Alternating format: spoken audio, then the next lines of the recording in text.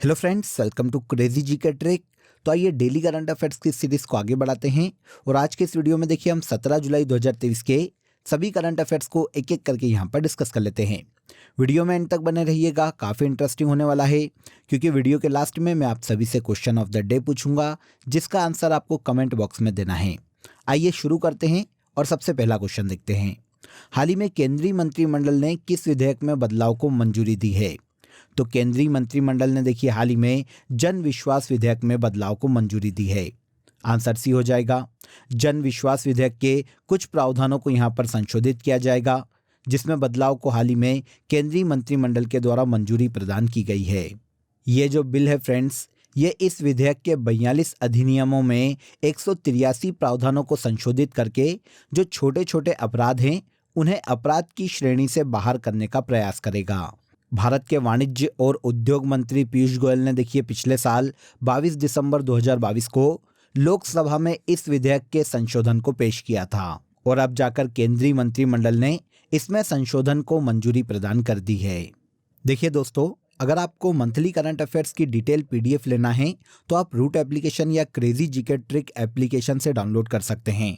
साथ ही आप वीडियो के कमेंट बॉक्स में भी लिंक दिया हुआ है जहां से क्लिक करके आप ले सकते हैं। इन मंथली करंट अफेयर्स पीडीएफ में देखिए पूरे मंथ के जो सबसे ज़्यादा एग्जाम रेलेवेंट क्वेश्चन होते हैं उन क्वेश्चन को यहाँ पर डिटेल के साथ प्रोवाइड किया गया है जो एग्जाम के लास्ट टाइम रिवीजन में आपको बहुत हेल्प करता है। तो एक बार जरूर क्लिक करें। चलिए आगे बढ़ते हैं।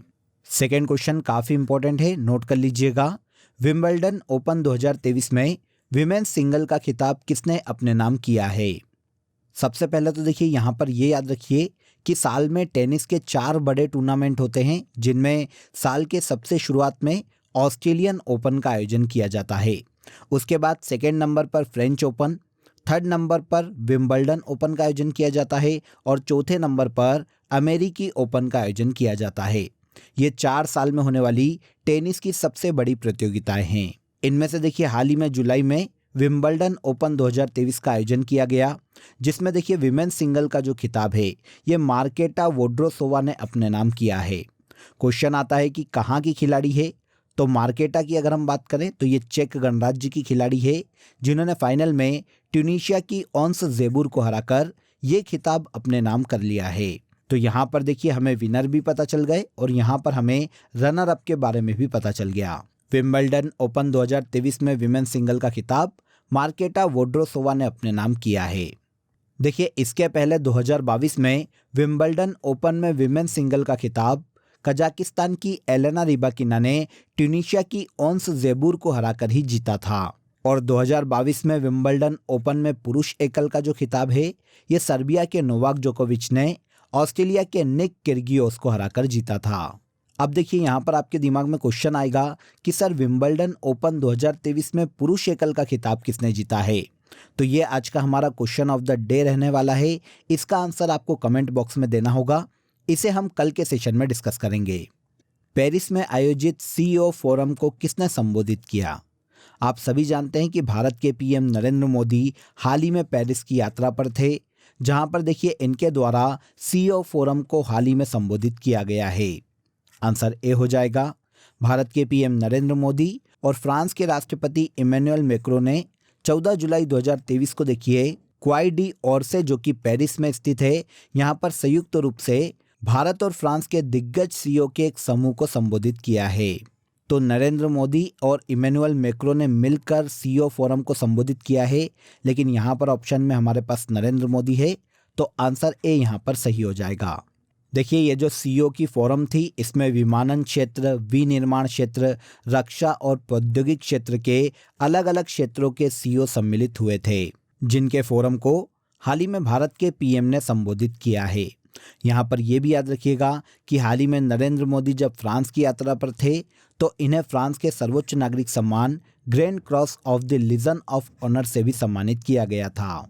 भारत और फ्रांस के बीच में द्विपक्षीय संबंधों को मजबूत करना और आर्थिक सहयोग को प्रोत्साहित करना इस सीईओ फोरम का मुख्य उद्देश्य था जिसे हाल ही में भारत के पीएम नरेंद्र मोदी ने संबोधित किया है। यहाँ पर देखिए मैं आपको एक छोटा सा अपडेट देता हूँ फ्रेंड्स। क्रेजी जीके ट्रिक के रूट एप्लीकेशन पर आप सभी के लिए देखिए अग्निवीर का कंप्लीट कोर्स अवेलेबल है। अगर आप इसे ज्वाइन करना चाहते हैं तो आप रूट एप्लीकेशन को प्ले स्टोर से डाउनलोड कर लीजिए। आप वहां पर वीर100 कूपन कोड का यूज़ कीजिएगा, जिससे आपको अग्निवीर का कंप्लीट कोर्स बहुत ही नॉमिनल चार्जेस में डिस्काउंट के साथ मिल जाएगा। तो बिना देर किए रूट एप्लीकेशन से आप इस कोर्स को ज्वाइन कर सकते हैं। इसके बाद देखिए, पारुल चौधरी का संबंध किस खेल से है। देखिए, पारुल चौधरी की बात करें तो ये भारत की स्टीपल चेस की खिलाड़ी है। आंसर सी हो जाएगा। सुर्खियों में क्यों हैं? तो देखिए, एशियन एथलेटिक्स चैंपियनशिप 2023 में हाल ही में पारुल चौधरी ने विमेंस की 3000 मीटर स्टीपल चेस में गोल्ड मेडल अपने नाम किया है। एशियन एथलेटिक्स चैंपियनशिप को देखिए हमने कल के सेशन में भी डिस्कस किया था। इसका जो आयोजन है वो थाईलैंड के बैंकॉक में 12 से 16 जुलाई तक किया गया है। इसकी मेडल टैली टोटल देखिए थोड़ी लेट आ रही है, इसीलिए आज के सेशन में मैं आपको यहाँ पर मेडल टैली नहीं बता रहा हूँ। ट्यूसडे के सेशन में नेक्स्ट डे जब हम करंट अफेयर्स को डिस्कस करेंगे तो मैं आपको इसकी प्रॉपर पूरी मेडल टैली बता दूंगा कि भारत को कौन सा स्थान मिला है और टोटल इस चैंपियनशिप में भारत ने कितने पदक अपने नाम किए हैं। अभी केवल ये जान लीजिए कि पारुल चौधरी ने एशियन एथलेटिक्स चैंपियनशिप 2023 में गोल्ड मेडल अपने नाम किया है। आगे आ जाइए। हरेला त्योहार किस राज्य में मनाया जाता है? हरेला त्योहार भारत के देखिए उत्तराखंड राज्य में मनाया जाता है। उत्तराखंड राज्य में ये साल में 3 बार मनाया जाता है, चैत्र, श्रावण और अश्विन माह में। नॉर्मली देखिए मुख्य रूप से ये जो त्योहार है ये भगवान शिव की पूजा और उनके प्रति कृतज्ञता को दर्शाता है। श्रावण मास में, क्योंकि ये सावन का महीना शिव के लिए समर्पित है, इसीलिए हरेला त्योहार मुख्य रूप से शिव की उपासना से संबंधित है। कहाँ मनाया जाता है? तो भारत के उत्तराखंड राज्य में मनाया जाता है। इसके अलावा देखिए उत्तराखंड में फूलदेई पर्व भी मनाया जाता है और नंदा देवी मेला भी भारत के उत्तराखंड राज्य में ही लगता है। उत्तराखंड की कैपिटल देहरादून है। पुष्कर सिंह धामी वर्तमान में यहाँ के चीफ मिनिस्टर के पद पर हैं और गुरमीत सिंह वर्तमान में उत्तराखंड के राज्यपाल के पद पर हैं। हरेला त्योहार उत्तराखंड में मनाया जाने वाला त्योहार है। निर्यात तैयारी सूचकांक 2022 किसके द्वारा जारी किया जाएगा? तो देखिए एक्सपोर्ट रेडीनेस इंडेक्स 2022 की बात करें तो ये नीति आयोग के द्वारा जारी किया जाने वाला है।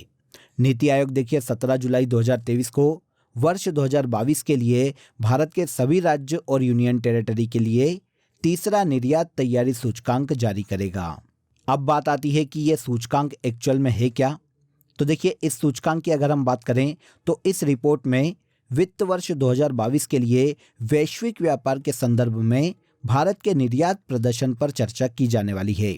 किस राज्य ने एक्सपोर्ट में कितना अच्छा प्रदर्शन किया है, कितना अच्छा योगदान दिया है, इस आधार पर इस रिपोर्ट को निकाला जाने वाला है। भारत में एक्सपोर्ट को लेकर अलग अलग राज्यों से संबंधित क्या रणनीति तय की जाएगी वो सभी इस रिपोर्ट में बताया जाएगा। रिपोर्ट में देश के सभी जिलों को एक्सपोर्ट केंद्र के रूप में विकसित करने की आवश्यकता को रेखांकित किया जाएगा और देश में व्यापारिक निर्यात का जिला स्तरीय विश्लेषण प्रस्तुत किया जाएगा। आज इस रिपोर्ट को नीति आयोग के द्वारा जारी किया जाने वाला है, तो कल के सेशन में हम इस रिपोर्ट का विश्लेषण करेंगे। अभी केवल ये याद रख लीजिए कि निर्यात तैयारी सूचकांक 2022 को नीति आयोग के द्वारा जारी किया जाएगा। नीति आयोग के बारे में आप सभी जानते हैं, इसकी स्थापना 1 जनवरी 2015 को योजना आयोग के स्थान पर की गई थी। काफ़ी एग्जाम में देखिए इसका फुल फॉर्म भी पूछा जाता है, तो national institution for transforming India NITI Aayog का फुल फॉर्म है। इसके अध्यक्ष हमेशा प्रधानमंत्री होते हैं, तो वर्तमान में नरेंद्र मोदी हैं। उपाध्यक्ष के पद पर सुमन बेरी है और इसके वर्तमान में सीईओ BVR सुब्रमण्यम है। आथुर पान के पत्तों का संबंध किस राज्य से है? आथुर पान के पत्ते भारत के तमिलनाडु राज्य से संबंधित है। अब सुर्खियों में क्यों हैं ये इंपॉर्टेंट हो जाता है। तो तमिलनाडु के देखिए थूथुकुडी जिले में इन पान के पत्तों का उत्पादन किया जाता है।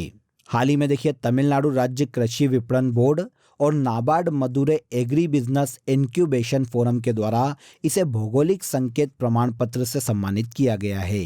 तो तमिलनाडु राज्य में आथुर पान के पत्ते को हाल ही में GI टैग प्रदान किया गया है। ये पान का पत्ता अपने मसालेदार और तीखे स्वाद के लिए जाना जाता है। मुख्य रूप से मंदिरों में पूजा के समय या विशेष अवसरों पर इस पान के पत्ते का उपयोग किया जाता है। इसके पहले देखिए तमिलनाडु में कोडाईकनाल मलाई पुडू जो कि लहसुन की एक प्रजाति है, पलानी पंचामृत, डिंडुगुल ताला, श्रीविल्ली पुतुर पलकोवा और कांदांगी साड़ी को भी जीआई टैग दिया जा चुका है। और अब आथुर पान के पत्ते को तमिलनाडु में जीआई टैग प्रदान किया गया है। तमिलनाडु भारत का एक दक्षिणी राज्य है जिसकी कैपिटल चेन्नई है। M.K. स्टालिन यहाँ के चीफ मिनिस्टर के पद पर हैं और R.N. रवि वर्तमान में तमिलनाडु के राज्यपाल हैं। आथुर पान का पत्ता, जिसे हाल ही में जीआई टैग दिया गया है, तमिलनाडु राज्य में पाया जाता है। इसके बाद देखिए, हाल ही में शेरपा G20 की तीसरी बैठक कहाँ आयोजित की गई। देखिए, आप सभी जानते हैं कि 2023 में G20 की अध्यक्षता इंडिया कर रहा है। यहीं पर शेरपा G20 की तीसरी बैठक का आयोजन कर्नाटक के हम्पी में किया गया है। शेरपा G20 की तीसरी बैठक यूनेस्को विश्व धरोहर स्थल कर्नाटक के हम्पी में हाल ही में आयोजित की गई, जिसकी अध्यक्षता अमिताभ कांत ने की थी। यहाँ पर याद रखिएगा कि शेरपा G20 की जो बैठक होती है, इसमें हर देश का जो प्रेजेंटेटर होता है वो शेरपा कहलाता है। अब भारत में शेरपा G20 की अध्यक्षता अमिताभ कांत ने की है, तो भारत में इसके शेरपा अमिताभ कांत है। यह इसकी तीसरी बैठक है जिसका आयोजन कर्नाटक के हम्पी में हाल ही में किया गया है। तो आपको आंसर मिल जाता है और यहाँ पर शेरपा क्या है इसके बारे में भी आपको जानकारी मिल जाती है। G20 और G8 जैसे जो अंतर्राष्ट्रीय शिखर सम्मेलन होते हैं, उसमें जिस देश की ओर से जो प्रेजेंटेटर होता है वो उस देश का प्रतिनिधि शेरपा कहलाता है। 2023 के शेरपा G20 शिखर सम्मेलन की थीम वसुधैव कुटुंबकम है, जो कि भारत के पुराणों और शास्त्रों का एक आदर्श वाक्य है।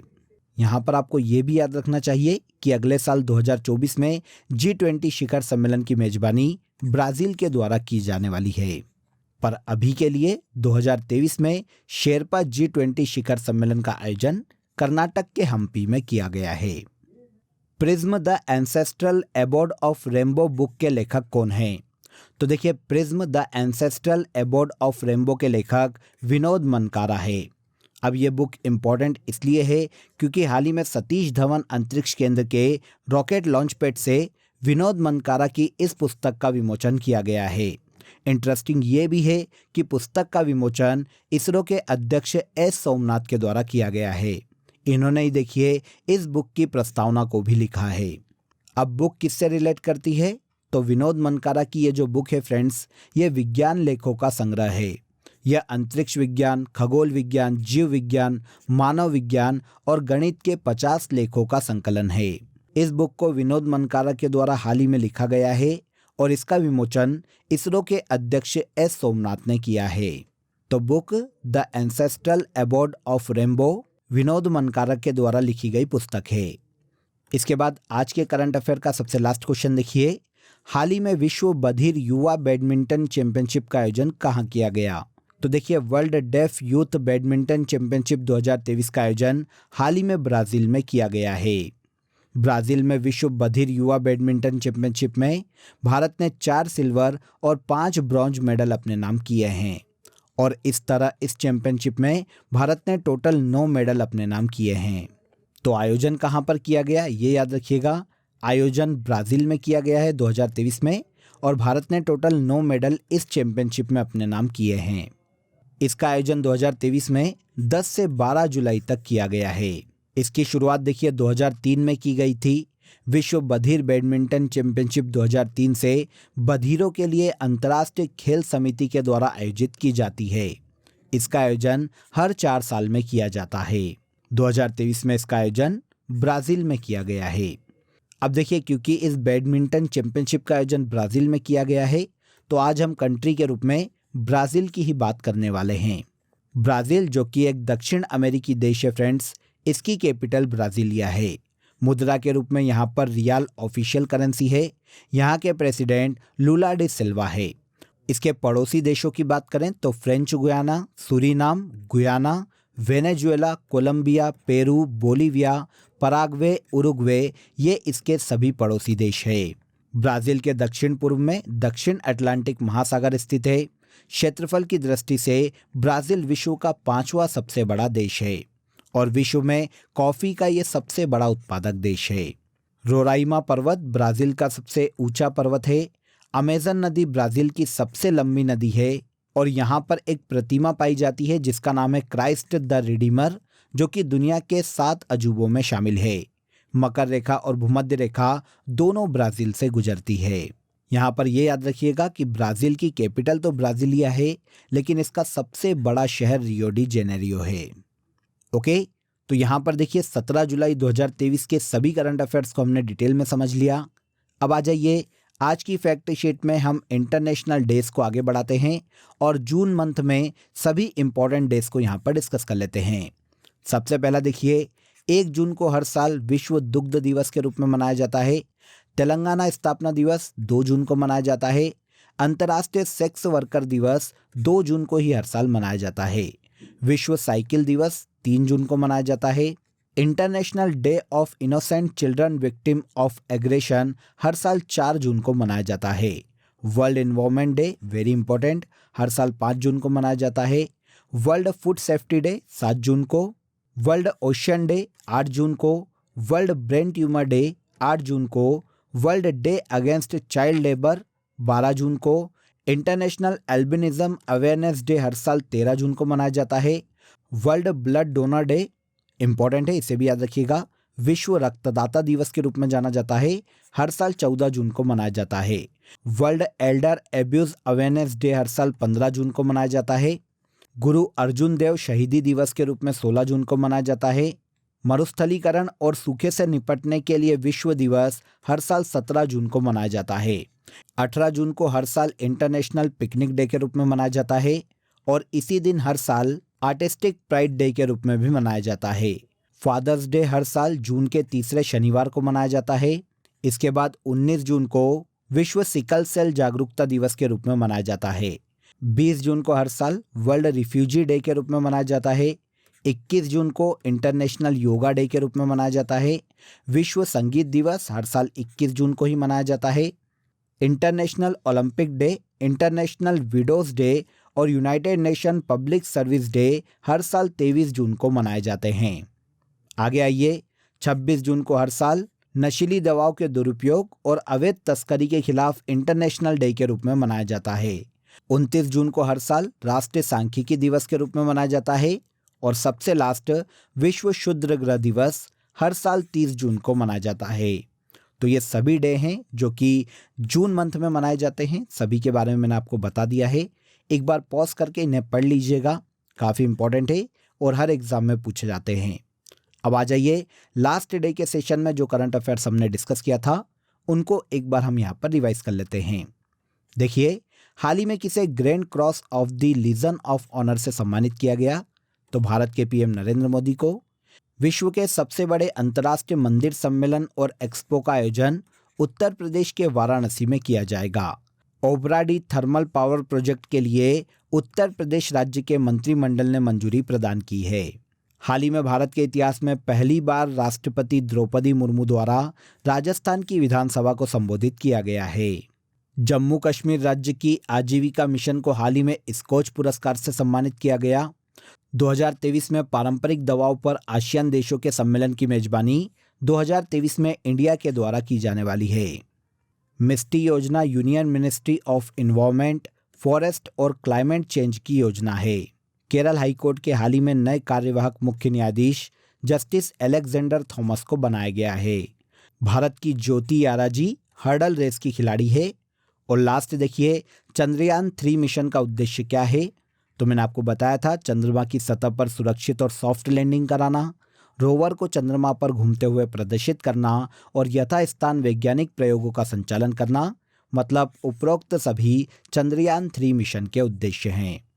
तो यहाँ पर देखिए, लास्ट डे के सभी करंट अफेयर्स एक बार मैंने आपको रिवाइज करा दिए। अब जैसा कि मैंने आपको बताया था, आज का हमारा क्वेश्चन ऑफ द डे है, विंबलडन ओपन 2023 में पुरुष एकल का खिताब किसने जीता है?